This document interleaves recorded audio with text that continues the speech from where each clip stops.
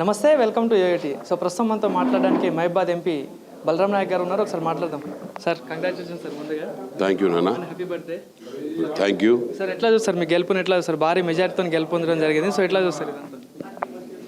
Sir, ముఖ్యంగా గౌరవనీయులైన సోనియా గాంధీ గారు, ఖర్గే గారు, అదేవిధంగా రాహుల్ గాంధీ గారు, ప్రియాంక గారు, మా జనరల్ సెక్రటరీస్, గౌరవనీయుల ముఖ్యమంత్రి గారు, అదేవిధంగా మా నియోజకవర్గంలో ఉన్న పెద్దలందరికీ, ఎమ్మెల్యేలకు, అదేవిధంగా ప్రజలకు, ముఖ్యంగా నా యొక్క నియోజకవర్గంలో నాకు 3,50,000 మెజార్టీ ఇచ్చిన నా ప్రజలకు మాత్రం పాదాభివందనాలు.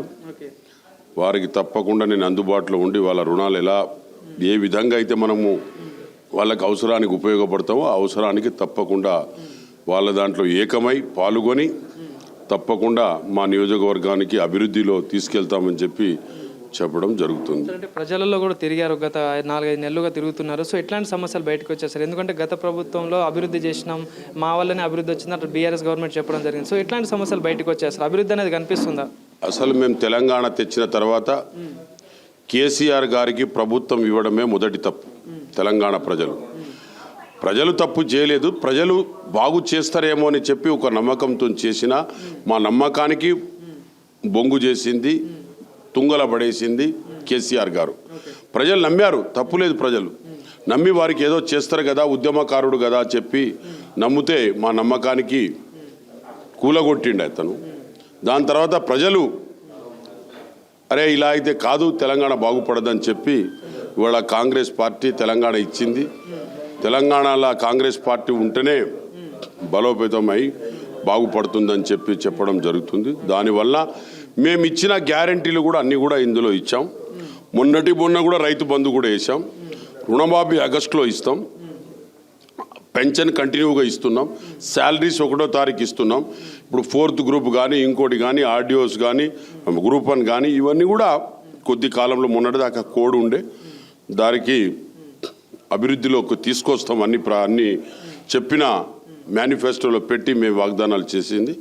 తప్పకుండా కాంగ్రెస్ పార్టీ ప్రజల పక్షాన ఉన్న పార్టీ, ప్రజలతోని నిమగ్నమై పనిచేసే పార్టీ కాబట్టి ఇలా 100 రోజుల పని కానివ్వండి ఇవన్నీ కూడా కాబట్టి ఇవాళ గవర్నమెంట్ సెంటర్లో కూడా ఫామ్ అయిన తర్వాత మా స్టేట్కి వచ్చే ఫండ్స్ ఏంటిది, మా స్టేట్ ఏ విధంగా అభివృద్ధి చెందాలనో ఆ విధంగా మా గౌరవనీయుల ముఖ్యమంత్రి గారు తప్పకుండా వెళ్తారు. మా గౌరవనీయుల ముఖ్యమంత్రి గారు తప్పకుండా ఈ స్టేట్ను బాగుపరచాలనే ఉద్దేశం తప్ప ప్రజల లోపల నిఘ్నమై ఒక పేరును తీసుకురావాలి, కాంగ్రెస్ పార్టీ ఏంటిది అనేది భారతదేశంలో తెలిసి రావాలనే ఒక కాన్సెప్ట్, ఒక ఉద్దేశం, ఒక ఆలోచన, ఒక విధానంగా గౌరవనీయ ముఖ్యమంత్రి గారికి నేను ధన్యవాదాలు. సార్, ఇంకోటి చూసుకుంటే సెంట్రల్లో రాహుల్ గాంధీ గారిని ప్రధానిగా చూడాలని చెప్పేసి మీరు అనుకున్నారు, కానీ అనుకున్న స్థాయిలో సీట్లు కూడా కొంచెం తగ్గాయి. సో ఎట్లా ఉంటుంది మరి? రాహుల్ గాంధీ గారు ప్రధానమంత్రి అయ్యే ఛాన్సెస్ ఉన్నాయా? సో ఏం చెప్పదలుచు? ఇప్పుడు ఏదైనా వేచి చూడవలసిందే. ఇప్పుడు మనము చెరులో దూకినప్పుడు ఈత కొట్టి ఆ ఒడ్డుకు చేరాలని అనుకుంటాం. కాకపోతే కొన్ని అడ్డంకాలు వచ్చినప్పుడు స్టీమర్ పట్టుకొని పోవాల్సి వస్తుంది. కాబట్టి అదేవిధంగా తప్పకుండా మేము ఎన్నడో ఒకనాడు గమ్యాన్ని చేరుకుంటాం. గమ్యానికి మేము తప్పకుండా సక్సెస్ అయ్యే రోజులు అది త్వరలో ఉన్నాయని నాకు ఒక నమ్మకం, విశ్వాసం ఉంది. సార్, ఇంకోటి చూసుకుంటే తెలంగాణ స్టేట్లో 12 నుండి 14 స్థానాలు అనుకున్నారు, కానీ 8 స్థానాలకే ఆగిపోయింది. సో ఇట్లా అంటే ఏదై ఉండొచ్చు అనుకుంటాను?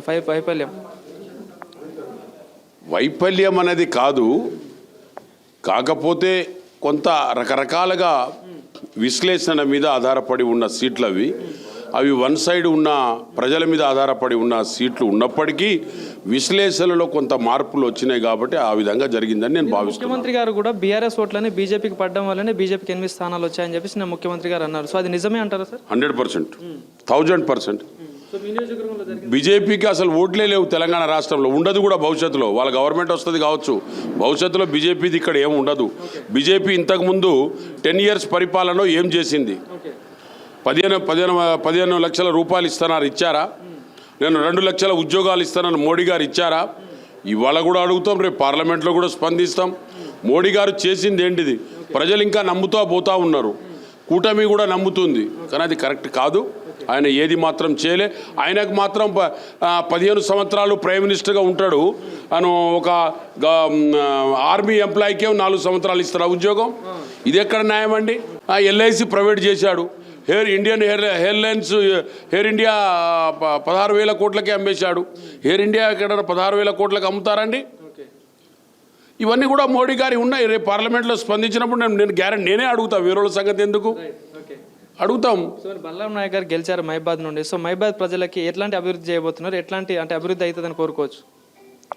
నేను తప్పకుండా మా ఏజెన్సీ ప్రాంతంలో మా ప్రజలకు ఏది కావాలి అంటే మాకు గవర్నమెంట్ నుంచి వచ్చేటి ఏంటిదో వాళ్ళకి ఏది కావాలో వాళ్ళకి అందుబాటులో ఉండి వాళ్ళకి సౌకర్యాలు కల్పిస్తాం. పొడు భూములు చుట్టం కానీ చట్టం కానీ, అదేవిధంగా 3 ఫేస్ కరెంట్ కానీ, ఇల్లందు గుండాల వాజేడు చర్ల ఆ ఏరియాలో మాత్రం మాకు బాగా ఇది ఉన్నది కాబట్టి తప్పకుండా మాకు ఏమేమి కావాలి. బయ్యారం ప్రాజెక్ట్ కావాలి. ఆ రోజుల్లో అమెండ్మెంట్ ఇచ్చింది ఆపినరు 10 years నుంచి. బయ్యారం ప్రాజెక్ట్ ఎట్లా చేయాలి, ITCను ఎలా విధంగా డెవలప్ చేయాలి, మేము రోడ్స్ ఎట్లా చేయాలి, ఫారెస్ట్ వెండింగ్ చాలా పడి ఉన్నాయి పెండింగ్లా, అవన్నీ ఏ విధంగా చేయాలి, రైతులకు ఏ విధంగా ఎరువులు గిట్టుబాటు ధర ఇవ్వాలి. మేము ఇక్కడ అక్కడ పార్లమెంట్లో ఇక్కడ కొట్లాడి స్పందించి డెఫినెట్గా మాట్లాడతాం. దానికేం ప్రాబ్లం లేదు. మోడీ గారికి పొంగనే అడుగుతా నేను. చూడండి మీరు కాహువా ఆప్కా 15 लाख रुपये అని అడుగుతాం. తప్పేంది మోడీకి అడగడంలో? 400 బార్ కూడా కానీ మోడీ గారు అని చెప్పడం జరిగింది. కానీ ఆ 400 బార్ లేదు, ఇప్పుడు 240కి ఆగిపోయింది. అంటే మ్యాజిక్ ఫిగర్ కూడా దాటని పరిస్థితి. సో ఏం చెప్తారు బీజేపీ వాళ్ళకి? మోడీ గారికి అగర్ చిత్తశుద్ధి ఉంటే గవర్నమెంట్ ఫామ్ చేయకూడదు. సింగిల్ డిజిట్స్ వానికి వచ్చినప్పుడే 400 అన్నది 270 కూడా 272 వస్తేనే ఆయన గవర్నమెంట్ చేయాలి. ఆయన మిత్రపక్షాలతో చేసే గవర్నమెంట్ కాదు ఇది. ఆయనకు నాకెక్కడో డ్యామేజ్ జరుగుతుంది, వీళ్ళందరినీ కలుపుకొని ప్రభుత్వం నడపాలనుకుంటున్నాడు. అది ఎంతవరకు సాగుతుందో కొనసాగితే ఎంతవరకు కొనసాగుతుందో చూస్తాం. కానీ మోడీ గారికి మాత్రం నేను పార్లమెంట్లోనే అడుగుతా, ఆప్కా జో బోలే సాబ్ ఆప్ సింగిల్ డీజిస్ అయితే మై గవర్నమెంట్ మీద అయితే అన్నారు. అప్ క్యూ ఆరే అని నేనే అడుగుతా. మీరు చూడండి, వేటి చూడండి 6 రోజులు థ్యాంక్ యూ సార్. నేనే అడుగుతా మోడీ.